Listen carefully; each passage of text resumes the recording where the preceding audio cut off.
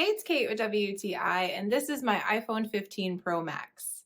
I have it here in the natural titanium, which I think is a gorgeous color. I find it to be really, really unique. It's almost kind of like stone. I think it's just beautiful, and I love the shimmery details on the edging of the phone. Gorgeous phone, so lightweight compared to my previous iPhone. Has always on display, so you just go ahead and tap the screen or lift the phone to turn that on. I think this phone is beautiful and it looks fantastic in different cases. I'm having a lot of fun playing around with that. It has a button on the side that you can customize. I have it set to long press and then it opens the camera. And the island up top is so cool. You can see in the screen recording, it shows when I'm playing music up top.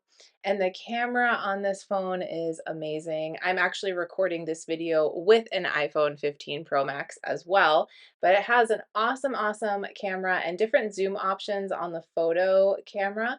And the video quality is fantastic too. So I'm getting great pictures, great video with this. And just all in all, I am loving this iPhone. I think that it works beautifully.